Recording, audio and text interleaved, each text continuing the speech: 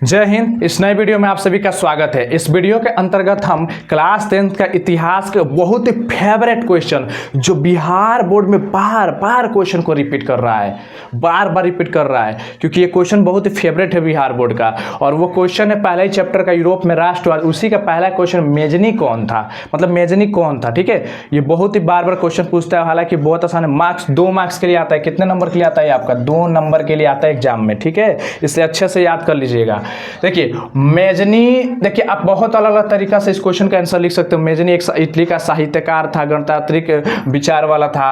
आप बदल बदल के कैसे भी लिख सकते हो, लेकिन मैं एक साधारण सा सिंपल लिख दिया हूं जिससे आपको समझ जाए आसानी से कि मेजनी साहित्यकार। ठीक है, साहित्यकार मतलब समझते होंगे जो लिखने पढ़ने की कला जानते हो, लेखक वगैरह जो किताबें वगैरह या ऐसे लिखते हैं उसी को साहित्यकार कहते हैं। ठीक है, मतलब मेजनी को लिखने पढ़ने में भी मन था। एवं गणतांत्रिक विचारों, मतलब समझते हैं ना, गणतंत्र मतलब लोगों के हित वाला। ठीक है, लोगों की भलाई वाले जहाँ विचार हो का। समर्थक मतलब समर्थक का मतलब होता है उनके साथ खड़े रहना। ठीक है, और योग्य सेनापति था। योग्य सेनापति मतलब समझिए, योग्य मतलब काबिल, क्वालिफाइड।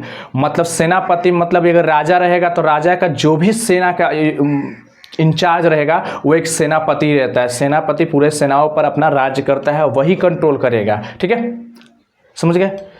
तो वही थे सेनापति था। ठीक है, जैसे स्कूल चल रहा है, एक कोचिंग चल रहा है, तो कोचिंग में जो टीचर है ना वो एक तरह के सेनापति है। ठीक है, और उनके जो बच्चे हैं वो उसके सेना है। ठीक है, अब बोला कि उनमें आदर्श गुण अधिक, मतलब उनके अंदर आदर्श गुण अधिक थे, मतलब वो बहुत ज़्यादा आदर्शवादी थे। ठीक है, और व्यवहारिक गुण कम थे, मतलब वो व्यवहार उतना अच्छा नहीं था उनका। कहा जाए तो उतना आदर्श, मतलब वो कहते थे कि आदर्श आदमी है। आदर्श मतलब सिद्धांतों पर अपने चलते थे, जो मानते थे उसको आदर्श आदमी कहा जाता है। मतलब हर एक चीज़ अपने जिस चीज़ को उन्होंने कहा था कि इस नियम पर चलेंगे, इस काम को करेंगे, हियाँ करना है, होगा करना, वो हियाँ करते थे, वो बदलते नहीं थे। लेकिन उनका व्यवहारिक गुण अच्छा नहीं था। मतलब जैसे मैं आपसे बात करूँ, मैं आपके साथ रहता, मेरा और आपसे क्या हो, व्यवहार अच्छा नहीं, बोलते ना व्यवहार ठीक ना।